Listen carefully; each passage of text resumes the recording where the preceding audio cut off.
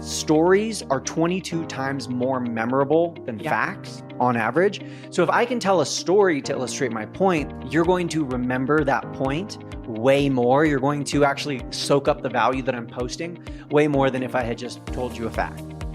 I'm Jenna Kutcher, your host of the Goal Digger Podcast. I escaped the corporate world at the age of 23 with nothing more than a $300 camera from Craigslist and a dream. Now I'm running a 7-figure online business that feels even better than it looks, all from my house in small town Minnesota with my family. Here, we value time as our currency. We mix the woo and the work, and we are in the pursuit of building businesses that give us the freedom to live lives that we love. I've always loved turning big goals into reality, and I'm here to help you do the same.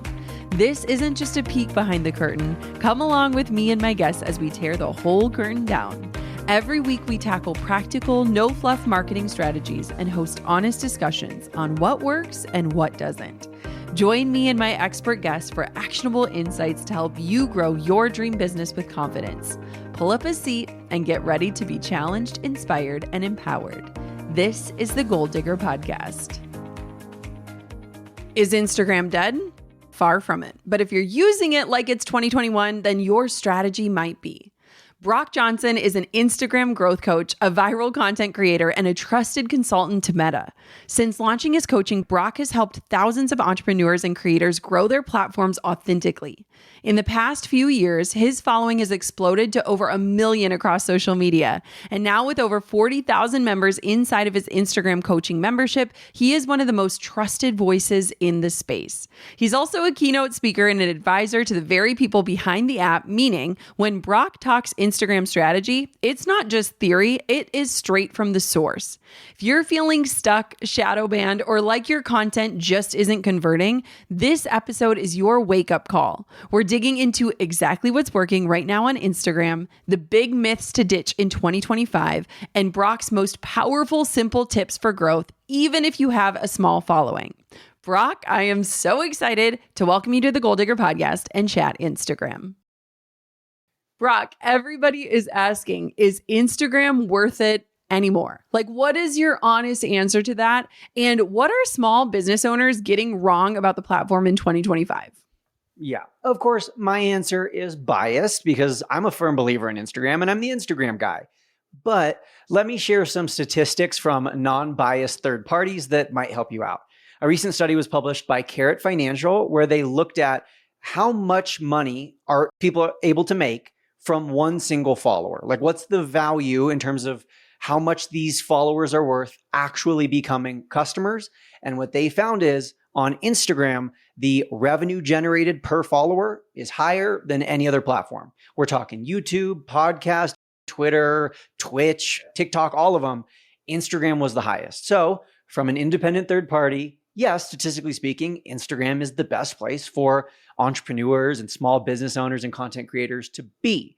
Now, do I think that's the only place they should be? No, but that's another conversation. But Instagram is not dead. Instagram's not going anywhere. They recently hit 2 billion monthly active users. So yes, your followers are on Instagram. I actually recently was doing some like live profile reviews and reel reviews on my Instagram.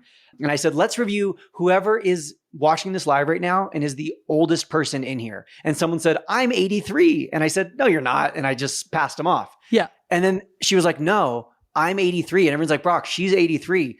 Gladys is 83 and Gladys has 100K plus followers on Instagram. And I don't tell that story to hype up Gladys and say that she's like this anomaly. There are plenty of people like Gladys, people of every age, shape, color, and creed who are growing, having success, and killing it on Instagram. So yeah, Instagram's the place to be. And I also want to say this. Some people hate video. Like they could never do a YouTube video. It's 30 minutes on camera. They could never do that. You don't have to put your face on camera to go on Instagram. You can create carousels. You can create text posts. Some people hate copywriting, like they hate written text. So maybe they would hate blogs. They would hate email marketing. They would hate Twitter and Threads, but they would love the short form video aspect of Instagram. So I really think the diversity of content, like all the different kinds of posts that you can make on Instagram, that's a real strength that they have compared to any other platform because there's nowhere else where you have as much freedom and flexibility as on Instagram. Okay, I totally agree with this. And I think that no matter how you prefer to create content, there is a way for you to create it on Instagram. And I think that's really powerful. But I also think that the way that we are approaching it and the way that we're creating on it has greatly shifted. So, what are 3 specific things that are working right now on Instagram in 2025? Whether you're a small brand, you're a solo creator, you're somebody who's trying to build a following, like what are 3 things that are working right now? All right, I'm going to give you the 3 things.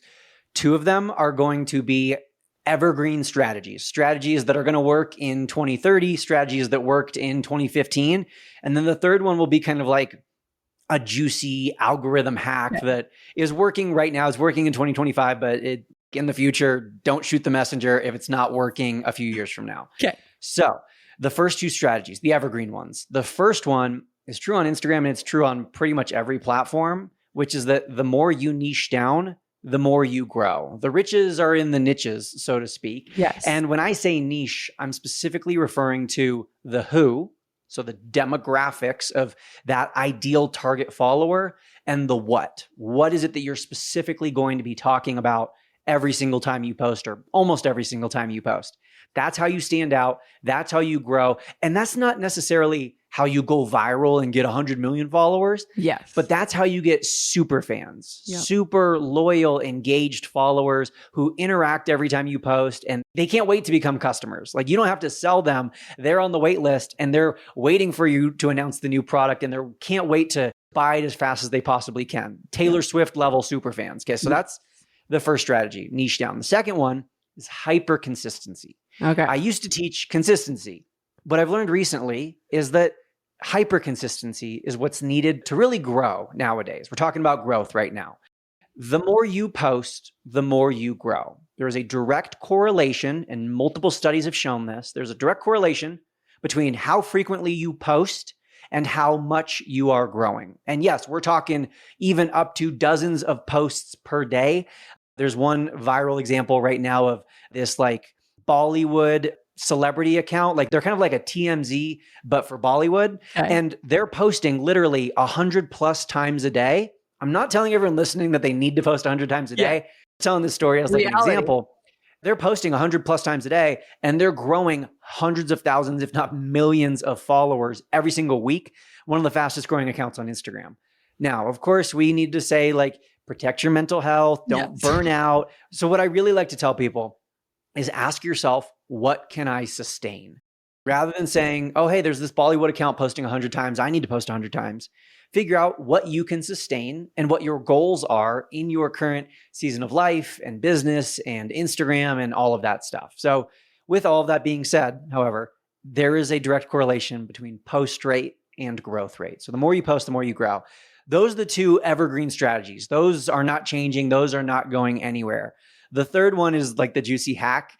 That is trial reels, which I know you have, Jenna. Yes. Trial reels are something that need to be abused while we can. While we can. Because, yes, because like you said, while we can, because for people who are listening and they don't know what a trial reel is, it's this new feature that was released in December 2024, where, as Instagram said, you can post reels and we will not show them to your followers. So it's a lower pressure environment. It's less stressful. You can trial or test out your reels before showing them to the rest of the world. Cool, right? No, us marketers very quickly realized that this is an opportunity to not spam our followers, but have unlimited potential, unlimited at-bats, to use a baseball reference, to reach non-followers. Like, you're guaranteed to only reach non-followers with these reels. And so when I say abuse them, I mean literally post dozens, if not more, every single day, just all day long, over and over again. You're not going to affect your algorithm. Yep. You're not going to spam or overwhelm your existing followers. You basically, I love using this analogy. You're like a baseball player who's at bat, and the pitcher is going to throw 100 balls at you, but you're never going to strike out. You can just swing every single time. It doesn't matter how many strikes you get. You're never going to strike out. So just keep swinging. And even if you miss 98 of them, if you have 2 hits, that's 2 times where you're reaching thousands or even millions of people. There are some people growing super fast with trial reels right now. So if you have access, like abuse that feature while we can, because it's not going to be here forever. Yes. Okay. Let's go deep on this trial reels thing because I think it's super interesting. So, one strategy that I've heard, and I want to know what you think about this, is if somebody's listening to this and they're like, Brock, I don't have time to create dozens of posts a day. Going through your feed and finding your past top performers and re-uploading those.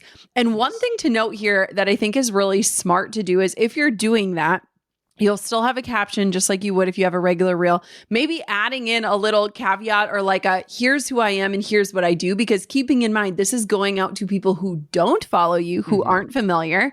So is that a strategy that you'd recommend? Yeah, I'll give like the basic strategy and then the high level strategy. Okay, So the basic strategy, yes, repost your trial reels.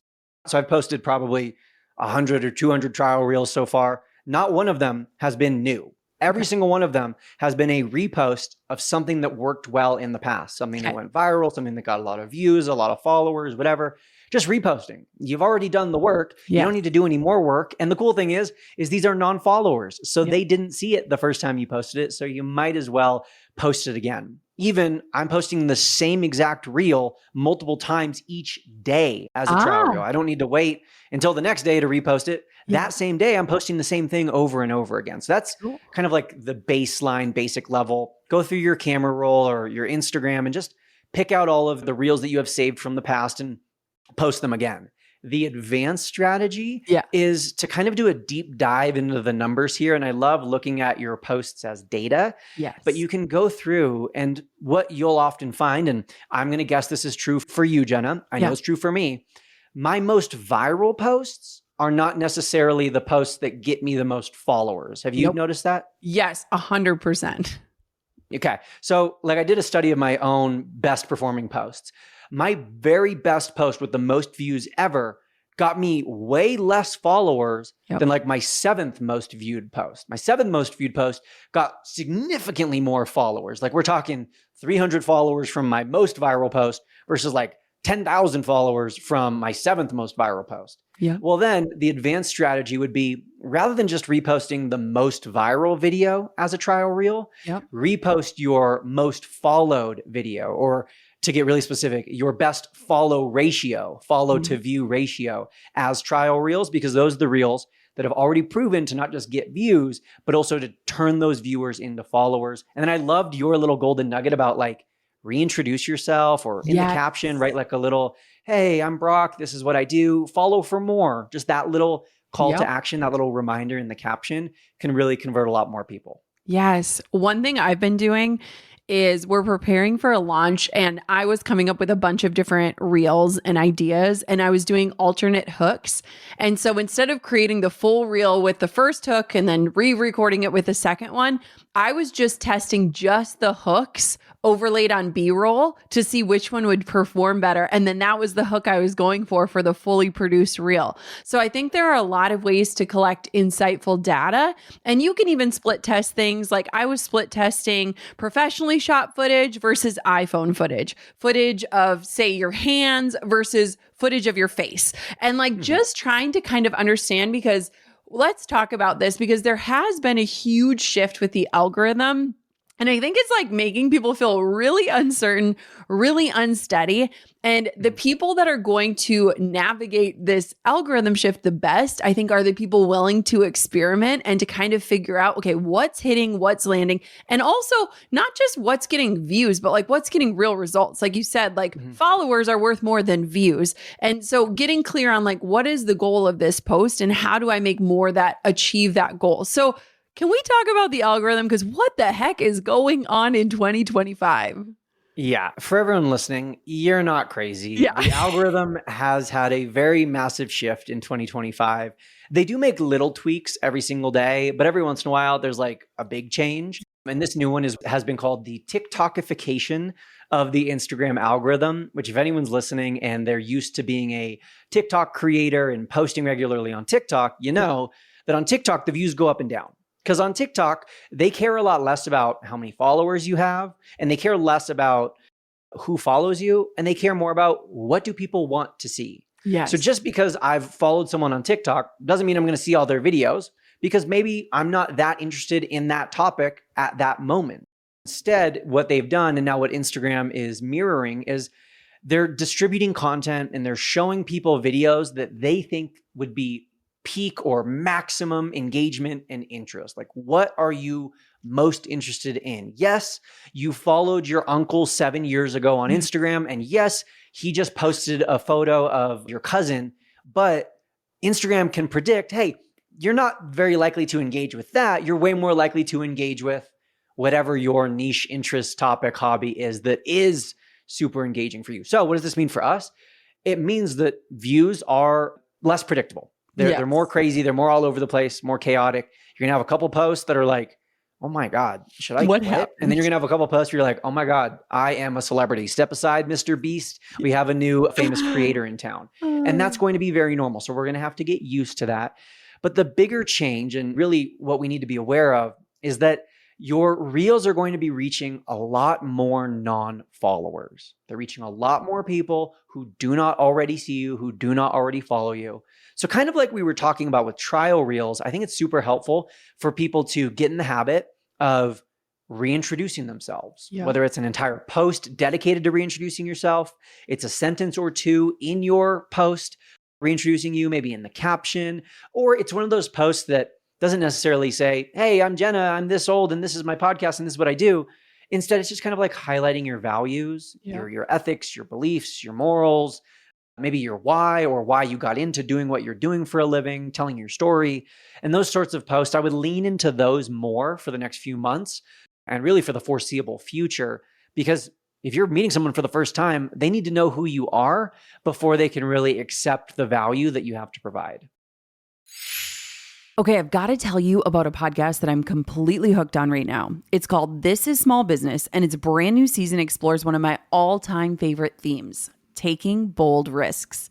Hosted by the amazing Andrea Marquez, this season pulls you behind the curtain as she sits down with founders who transformed their maybe one day ideas into let's do this success stories. We're talking nail-biting moments, raw honesty about the hustle, and powerful advice that lights a fire in you.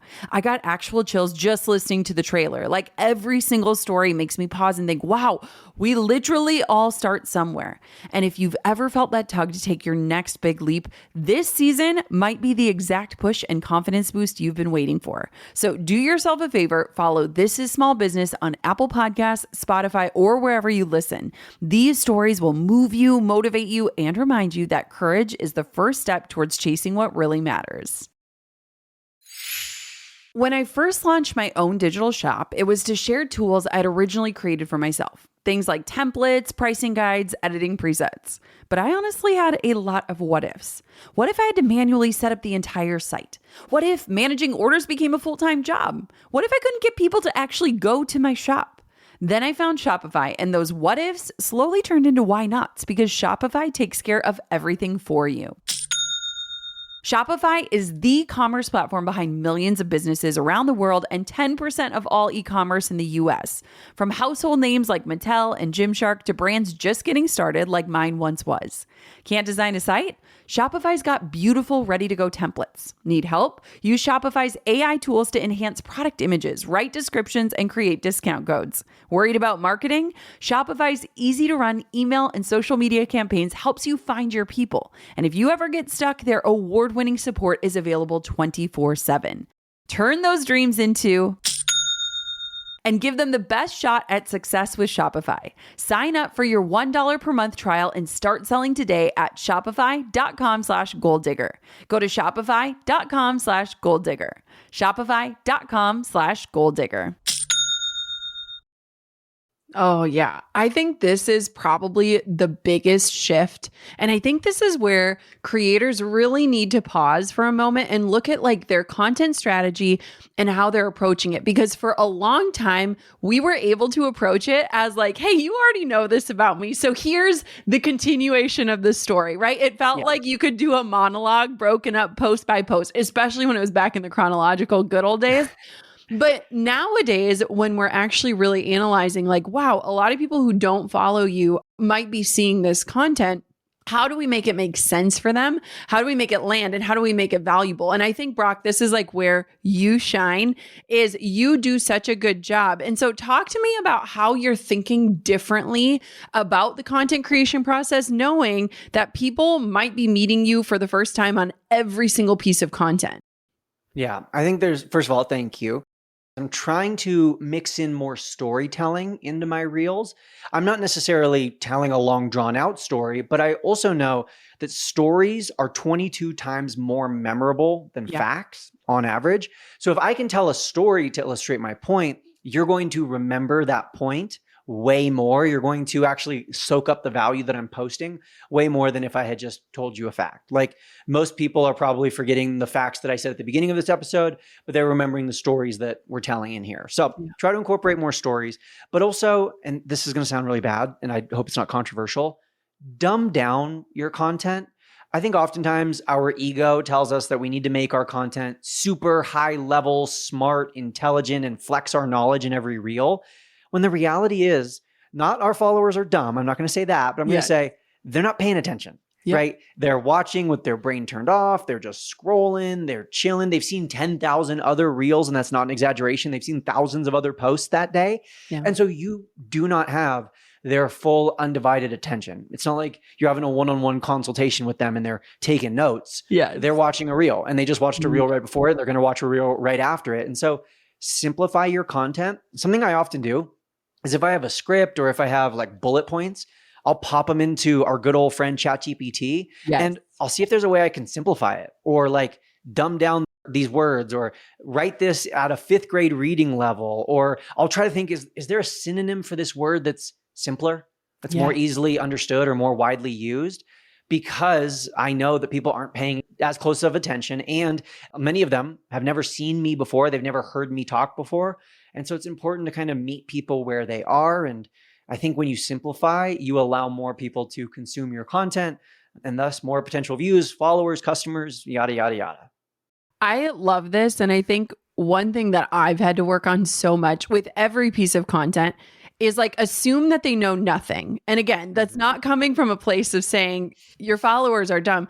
It's like assume that they have never consumed a single thing. Like it's so easy for us to, if we're writing an email funnel, we see email 1, 2, 3, 4, and 5. But you cannot assume that somebody opened 1, 2, and 3, 4 before they got to 5. And I think the same goes with Instagram content is a lot of times if you have created a system or a process around your content creation, you see the unfolding of the journey, but you forget that only a small percentage of your followers are seeing every single post. I mean, I would argue that no percentage of your followers are seeing every single post. And so it's like, how can our content stand alone, be powerful, get the result that we're aiming for with that piece of content? And how can we assume that this is the first time they've heard of us, of what we're trying to talk about, of the offer of everything? And that has been such a hard thing for my brain that loves to think sequentially, is like stand alone, stand alone. And I think that is going to be a huge piece of this new algorithm, especially if our content is getting in front of more non-followers. Yep, absolutely. I couldn't agree more. Okay, so one thing that I'm so curious about is you just got to interview Adam Mosseri. So tell us who he is and why that was important. But I want to know, what was your biggest takeaway of what Instagram is focusing on in 2025 that can kind of give us the behind the scenes peek of like how we need to pivot what we're doing? Yeah. So he is the head of Instagram. You and I were talking off air and we're like, he's like a celebrity in our field, but if you're outside of that field, like Adam Mosseri, that name means nothing to you, right? Everyone knows Mark Zuckerberg. No one knows his counterpart, Adam Mosseri. So I got to interview him, got to sit down and have a chat with him, which was really cool. Really, really a awesome experience. And he shared his 3 biggest priorities for Instagram in 2025, specifically as it relates to us small business owners and content creators and entrepreneurs. One of them was helping the small creator break out, which I thought was really interesting. They really want to push and help these people who have smaller accounts, and however you define smaller accounts, I think it's a sliding scale. I don't think it's like a hard cutoff that once you reach 10K, Instagram doesn't care about you anymore. But basically, the smaller your account is, the more they're trying to push you out to more people. And that kind of goes back to our conversation about more non-follower reach. Yep. That's why we're seeing that. For smaller accounts, woohoo, you're reaching more non-followers, more potential growth. For larger accounts like yours and mine, Jenna, that looks like a roller coaster of, hey, this reel was pushed out to a bunch of non-followers and they weren't interested. And so it didn't do very well. But I digress. The second thing they said is a big priority for them is valuing original content, which is really something that they've been talking about since 2024. They realize that there's too many of these, what they call aggregator accounts. And the easiest example of this is like SportsCenter or ESPN. Like that is literally an aggregator account. All of their clips are not footage that they have filmed. It is viral sports clips, sometimes from professional sports, but oftentimes nowadays, you're seeing like a high school basketball game-winning shot. You're seeing a youth football game where the kids are, 3 inches tall and they're running around and it's like hilarious video. They're bobbleheads. That's the sort of aggregator account that Instagram is not necessarily trying to punish, but they're trying to reward the mom who took the video of the high school basketball game-winning shot. They're trying to reward the original creator. So I do think that is awesome. And I will say this is not applied to reposting your own stuff because you're still the original creator. So you can repost your own stuff. And I'm sure we'll talk more about that later. So that's the second priority. And then the third thing that they really want to prioritize, and this again goes back to the idea of the TikTokification of Instagram, is they want trends to happen faster. And it was really enlightening to hear him say this because something I've been saying for years is spot trends on TikTok. And then if you do them on Instagram, you'll be doing it 2 weeks before it actually pops off on Instagram. And for so long, it was like the trends happen on TikTok and then eventually they make their way to Instagram. That was even a joke on TikTok because they would be like, I can't wait for Instagram to get this trend in 3 months. And then they'd be like, I can't wait for YouTube Shorts to get this trend in 3 years. But he said they want trends to happen faster on Instagram. And I think we've already seen that. Did you see, Jenna, have you seen, his name is Ashton. Yes, the morning routine, dipping his face in the bowl. Yeah, Saratoga water. He went from like 1 million to he's now at like 12 million followers. He dumps his face in the Saratoga water. He's doing push-ups on his balcony at 3 a.m. He went viral for his crazy morning routine. That was a trend that originated on Instagram. That was a meme. That was a thing that is purely an Instagram thing. And so I think we're already starting to see that trends are happening faster on Instagram and things are becoming Instagram trends, not just Instagram trends that were stolen from TikTok. I think that's so fascinating. Also fascinating, I don't have or use TikTok, which is funny. I mean, I think I have an account, but I don't log into it. I've never gotten into it. And so I think what's been so interesting to me is like even just noticing when I'm scrolling, like I am seeing so much content from people that I don't follow. And it's been really interesting as both a creator and a consumer to kind of figure out, well, what does this mean for us? Because I think for so long, it was like you build your following follower by follower. You speak to them like they're family. They know your dog's name. They know what the inside of your house looks like, all these different things.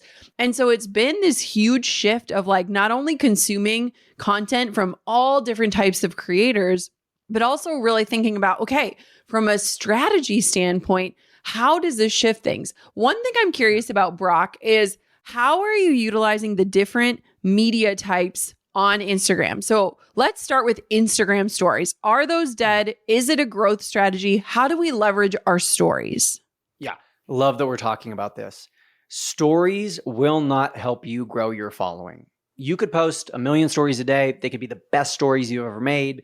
They're not going to help you grow. And that's just simply because of the way they're made. They're made to only reach your existing followers. Yes, technically someone can discover your account. They can click on your profile and then watch your stories before following you, but they didn't discover you through your stories. So stories do not help you grow. With that being said, stories have a purpose and they have a huge purpose. And I believe that they really have 2 main purposes and 2 main different ways that you can use them. The first one is to build trust. Trust is the epitome of growing a brand online in 2025. Trust is key. It's the secret sauce because we've all gone through the last few years where we're all like, who can I trust? Where can I get my media? Where can I get my news? Where can I get my info? Who can I trust and believe in? Now, especially with AI, the more real you can be, documentation over curation, posting multiple times a day on your Instagram story, and really just focus on taking people into your daily life and like what's going on, the highs and the lows. Yep. That will help you build maximum trust through your Instagram stories. Now, building maximum trust is not the same strategy. It's not the same way that you're going to get the most possible views. Okay. So the really cool thing about stories is it resets every 24 hours because your stories expire. So you don't have to like choose one strategy and stick with it for 7 months and then, decide to change. No, you can do something different on Tuesday versus Wednesday. So with all of that being said, posting multiple stories every single day, documenting your life, maximum trust. When you're ready to get your most viewed story ever, do the following strategy. It's what I call the STD strategy. And I call it that so that no one will ever forget the STD strategy. So here's how you post an STD on your stories and thus get the most possible views. And let me even say before I tell you what the STD stands for, when would you want to get most possible views? Well, when you are promoting something, when you have a new podcast episode, when you have a launch or a sale or a discount code, when you're doing a brand deal, a collaboration, a sponsored post, and you want to make sure that the brand has a great perception of you. And they're like, wow, this creator crushed it for me. So here's what an STD story looks like. And here's what STD stands for. The S stands for single. So just one single story frame. So let all of your previous stories expire. Don't post any more future stories for the next 24 hours. 24 hours, you just have one singular frame on your stories. That's the S. The T stands for text heavy. So it's not a video story. It's not a talking head story. It is a photograph or even just like a graphic that you can make in Canva or even make right there on Instagram stories. And it's text heavy. So I'm talking multiple sentences, if not multiple paragraphs of text. Recently, not to go too high level for a second, but I have noticed there was a change where what used to work really well was just like a solid color background with lots of text. That was the kind of text every story that worked. Now I've noticed that better if there's a person in it. So if my face is like in the corner and I'm kind of like YouTube thumbnail style, making a dramatic face that mirrors the vibe or the energy of the story, smiling or, looking shocked or looking angry, whatever. So that's a little distinction I've noticed recently. But the bottom line, text heavy story, right? Lots of text, multiple sentences, if not paragraphs. And then the D is the most important part of the STD. It's the most important part to make this whole thing work. And it's DM automation, direct message automation. That's the thing. I know you do it, Jenna. I know you're a fan of it. It's the thing where you tell people, reply with this keyword, reply with this phrase, and I will send you this thing. So you could post one and you could say, reply with the word pod, and I will send you the link to my new podcast episode with Brock Johnson. You could do something like that. And when people start replying, that is what really drives your views up to another level, because Instagram and their CEO he said this many times, the DMs are everything. The DMs are what they're obsessed with at Instagram. And they really believe that the DMs on Instagram are what separate Instagram from any other platform. And I would agree with them. But so when you're getting all these messages and when you're getting these DMs, the algorithm's like, oh my God, this is the best story ever. Let's push it out to more people. And that's how, I can't quite guarantee it, but this is about as close to a guarantee as I will give you. It could be, it might be, it probably will be your most viewed story ever. Okay. I love this. And I love DM automation. And I also just want to say, for anyone afraid of it, I set up my own DM automation the other day. It is so easy. It is so easy.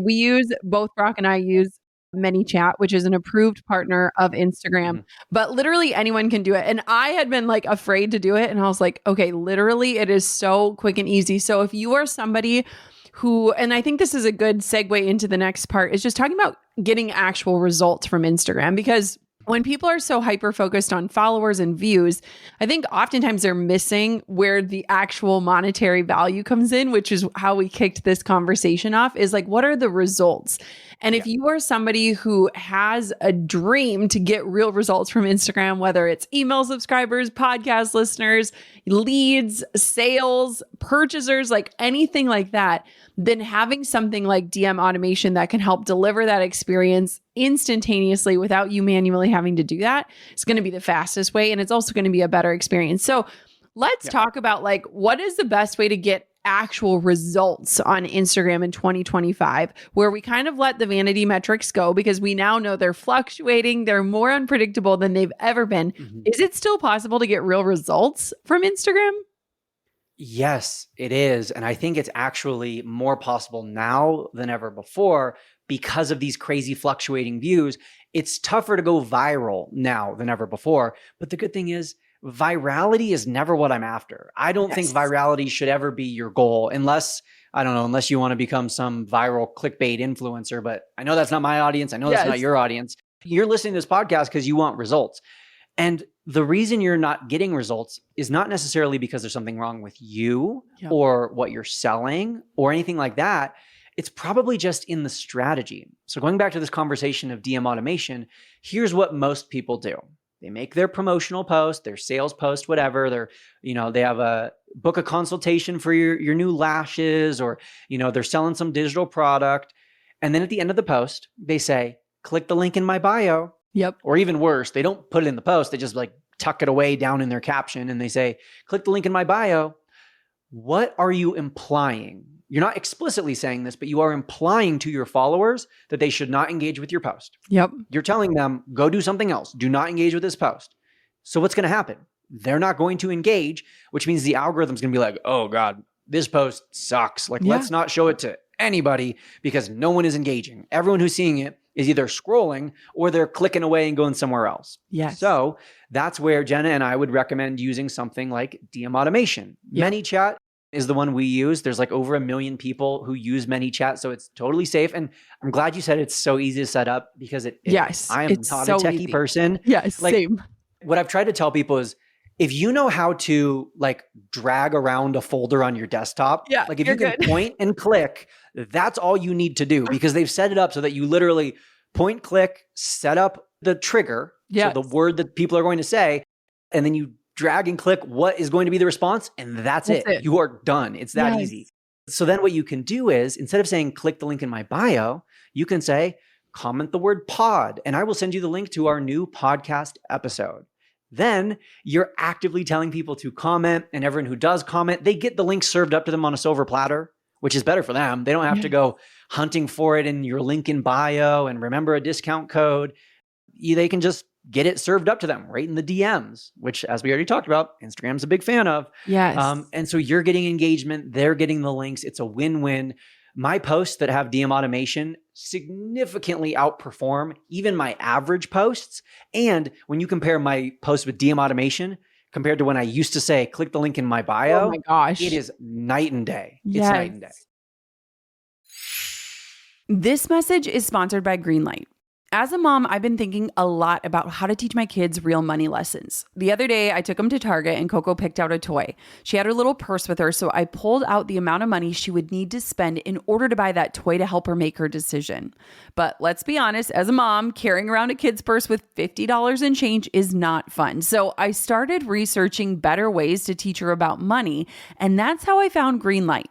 Greenlight is a debit card and money app for families that helps kids learn to save, spend, and invest wisely, with parents always staying in control. I love that you can assign chores, send money to their kid wallet, and keep an eye on how they use it. It turns everyday moments into money lessons that stick. Greenlight is the easy, convenient way for parents to raise financially smart kids and for families to navigate life together. Maybe that's why millions of parents trust and kids love learning about money on Greenlight, the #1 family finance and safety app. Don't wait to teach your kids real-world money skills. Start your risk-free Greenlight trial today at greenlight.com/goaldigger. That's greenlight.com/goaldigger to get started. greenlight.com/goaldigger. Nothing makes me happier than doing work that energizes me. And I've always been committed to that, not just for myself, but for my entire team. That's why I'm so excited about the Working Genius model. It's a powerful tool that helps you discover your natural strengths and where you thrive in your work. When you tap into what you're naturally good at, work becomes more rewarding and you get so much more done. Honestly, I wasn't sure what to expect when I took the Working Genius assessment, but it blew me away with how accurate and insightful it was. It affirmed that I am naturally gifted at using my intuition and instincts to evaluate and assess ideas or plans, And it also confirmed my love for self-starters and the fact that I can get frustrated if I have to be the main source of motivation for other people to get results. The assessment only takes 10 minutes and it's great for solopreneurs and teams alike. Imagine with me how effortless your teamwork will be if you understand the working geniuses of those that you're working with. Working Genius is different from everything else out there because it's 20% personality and 80% productivity. Simply put, if you want to transform your work life, this is it. Get 20% off the $25 Working Genius assessment. Head to workinggenius.com and enter the promo code GoalDigger at checkout. That's workinggenius.com, promo code GoalDigger. We've been eyeing up some new furniture pieces for our lake house, and we have been loving Cozy because their furniture is amazing. Like, it's so hard to choose because we love their vibe. It is clean, cozy, and modern, and it's seriously made for real life. With a brand new puppy and 2 kiddos who love to climb on everything and snacks that somehow get everywhere, we need furniture that adapts to us, not the other way around. And Cozy gets that. They make everyday home furnishings easy. Their pieces are modern, adaptable, and worry-free, which is honestly a dream when you are juggling a puppy and kids and just everyday life. What I love most about Cozy is how it opens up new home possibilities. Their modular designs literally grow with your life. Like, you can add and rearrange or swap pieces as you need. And they have washable covers, which make cleanup feel so much more doable. It's your home, your way, and Cozy makes it all feel effortless. From easy assembly to mixing and matching styles, Cozy makes everything easy. I've never been more excited to cozy up. And yes, this pun is very much intended. Transform your living space today with Cozy. Visit cozy.com, spelled COZEY.com, the home of possibilities made easy. I love this so much because I feel like where we get it wrong is when we get so fixated on the vanity metrics and we kind of forget, like, what is the actual goal here? And I think that there is such a disconnect where people are so close to throwing in the towel because all they've been focused on is the vanity metrics. And I often tell people, I'm like, the posts that look like they're, quote, performing the worst, quote unquote, maybe it's the worst views or something, those ones are the ones generating the best results for me oftentimes, and where it's connection and communication or ending up in the DMs where people can't visibly maybe see what's actually happening. But there's so many ways that that success is fueled and the real ROI is there. I have a question for you on this. So how, if you were going to do certain, like a posting cadence, how often would you have call to actions in your posts that were like that, using ManyChat, say, for example? And how often would you do posts that don't have that call to action? This is an interesting question, and one Yeah. that I've been struggling to find the right, amount for myself. Yeah. I probably have DM automation in close to 50% of Okay. my posts, maybe Yeah. even more. But what I do is I vary you could call it the aggressiveness Yeah. of that DM automation. So sometimes it's in the reel. Like, I'm saying to the camera, comment the word blank and I'll send you blank. Yes. And sometimes you wouldn't even see it. It's not in the reel. It's not in the first couple paragraphs of the caption. It's just kind of tucked away at the bottom. Like, by the way, if you want to listen to the full interview, comment the word pod. And so it's varying levels of aggression, but either way, it's there. But for me, it's around 50% right now. Natasha Willis she runs the School of Bots, and she's kind of like an expert when it comes to DM automation. What she says is that, like, 1 out of every 3, or roughly 30% of your posts, is kind of a sweet spot for how much you should have it. But I also think it's going to vary depending on what your offer is and, what season you're in. If you're in a season of, hey, we're in a launch, we got to get as many customers or leads as possible, versus, hey, we're not really promoting anything actively right now, we're just coming off of a launch. Yeah. And so we kind of want to give our followers a breather. Yeah, I love that. Natasha has been on the show twice, so we'll link up her episodes because she's a genius when it comes to this automation stuff. One thing I'm curious about is, what would you say to someone who has, quote, tried everything on Instagram and they still aren't feeling successful on the platform? The person who has tried everything on Instagram and is not having success is the person who's going to the gym and doing one set on every single machine and wondering why they don't look like Arnold Schwarzenegger. when you divide your efforts and you try out every single one of these little different things, and you're not doing them for very long, like you're not sticking with just the quad extension machine every day for 6 months. You're just kind of one rep over on quad extension, one rep over here on the booty blaster, one rep over here on bicep curls. Of course, you're not going to see results. So what I often find is that people are busy chasing trends and the latest hack that some social media guru came up with, and they're not staying steady with what is working. And they're not staying steady with those evergreen strategies like niching down and hyper consistency and improving your quality, the basics, like we talked about earlier. It truly is the basics, the not so sexy things that generate the sexiest results. But the reality is it takes a long time. It's not overnight. It's not going to be instantaneous. The other thing that I will say is if you, and I hear this all the time. Brock, I've been posting the exact same style of content. My quality has not changed in the last 3 years, but I'm not getting the views I used to. And I will say, that's exactly the problem. You haven't changed. You haven't kept up. I think as entrepreneurs, the evergreen strategies, those are the things that we need to stick to. The things that are proven to work, that's what we stick to. But we need to be adaptable in our presentation, in our style, in the way we present things, in the way that we show up online, because trends do change. User habits do change. I remember, 2021 Instagram Reels, it was all about lip syncs. Like remember back in the day, every reel was like a lip sync of a trending audio. Yes.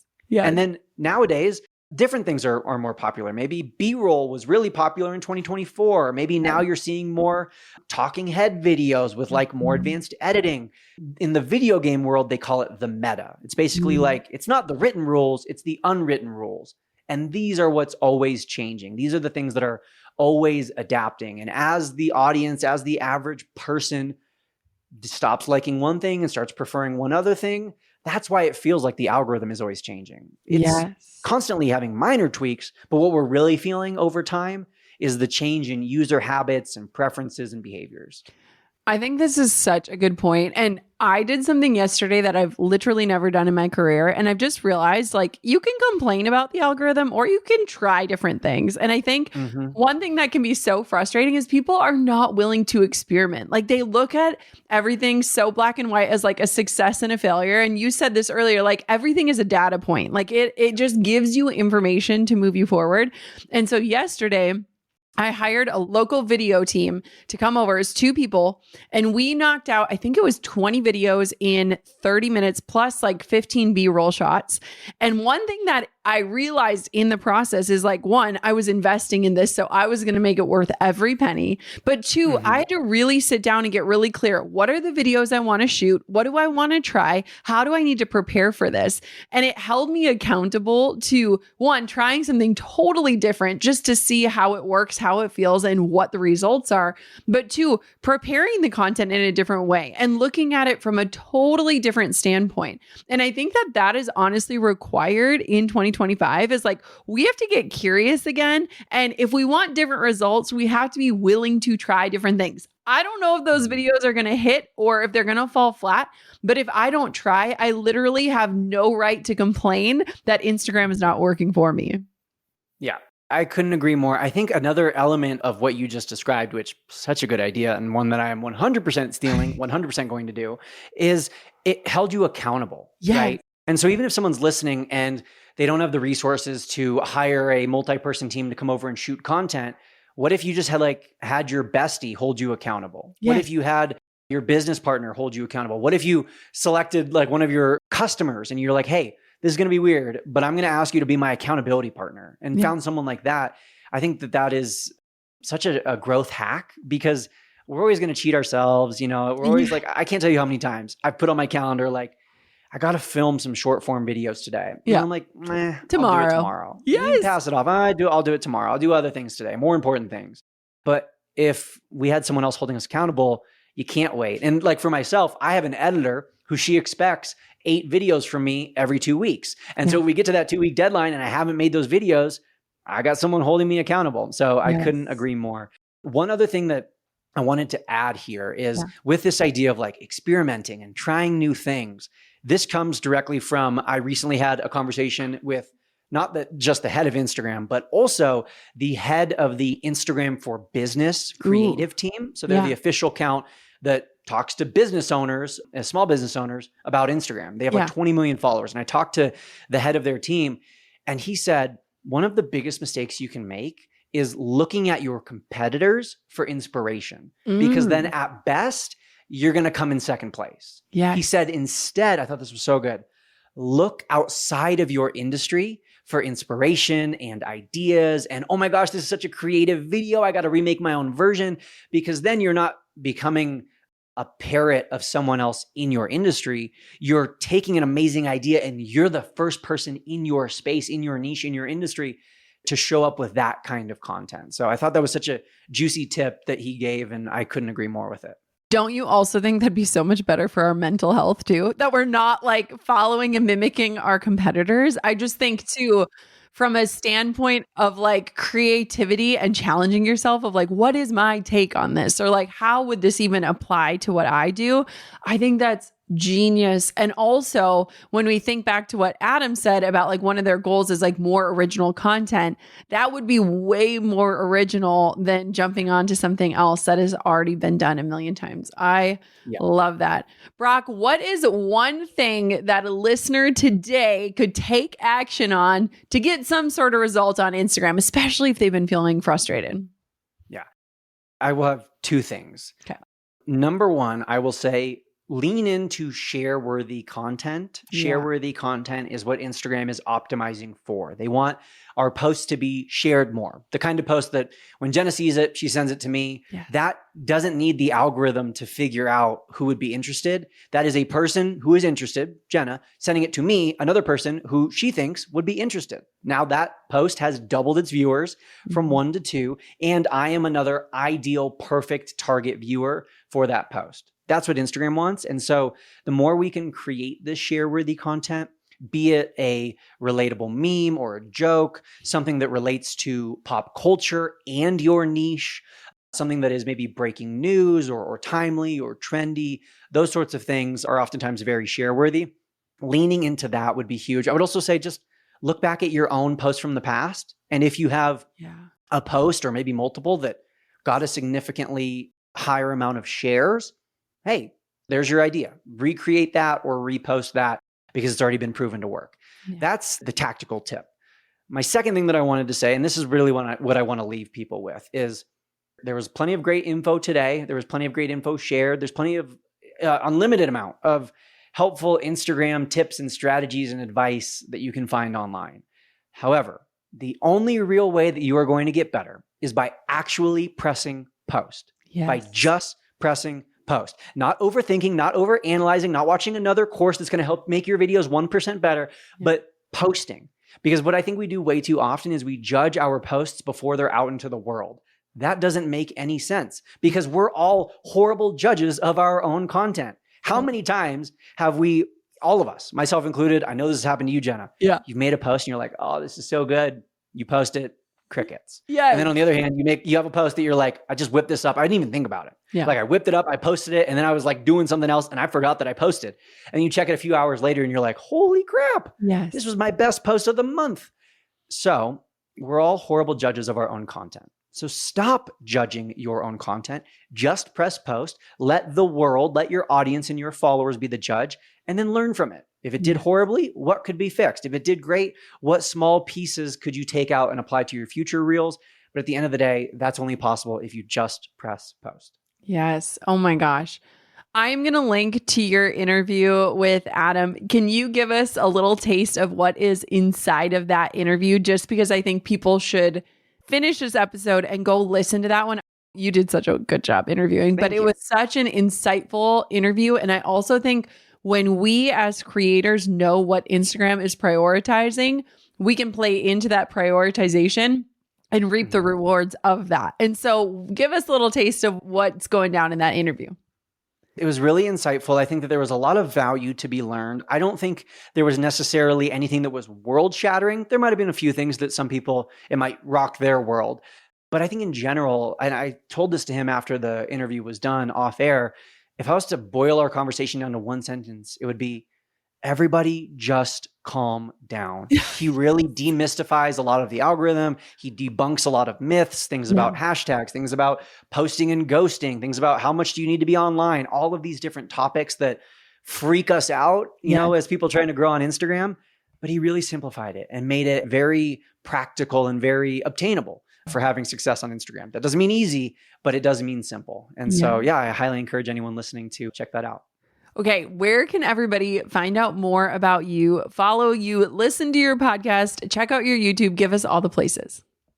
myspace.com no, kidding. Brock 11 Johnson is my handle. Instagram's the best place to get connected. I'm super active in my DMs. If anyone listened to today's episode and they want to take a screenshot and post a story and tag Jenna and I, or they want to send me a DM and tell me what like their biggest lesson learned was, that would be awesome. I would love to connect with people in the DMs.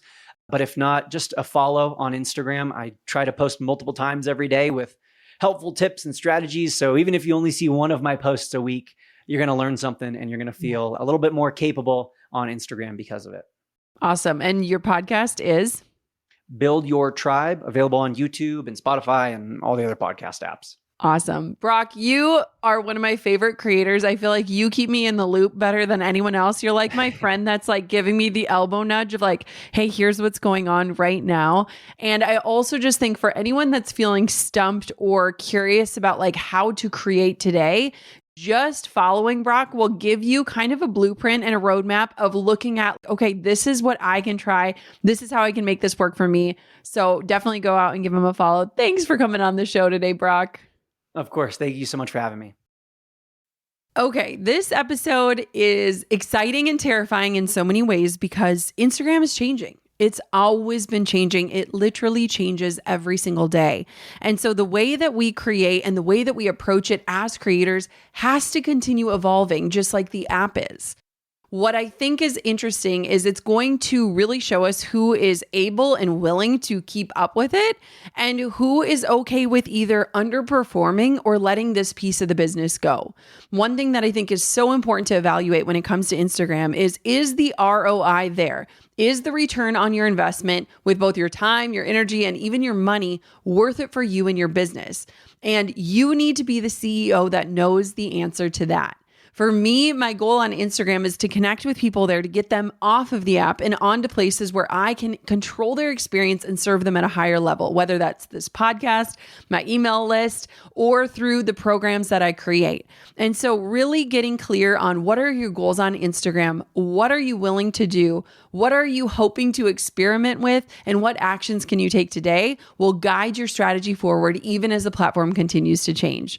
I also highly recommend following along with Brock because he is constantly dropping updates and keeping us in the loop as to what is working on the platform and leaning on the tried and true strategies that have been true for years and that are still true today, no matter what platform you're showing up on.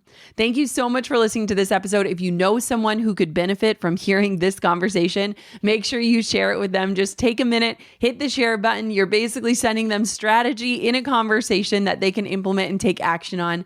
And of course, until next time, goal diggers, keep on digging your biggest goals.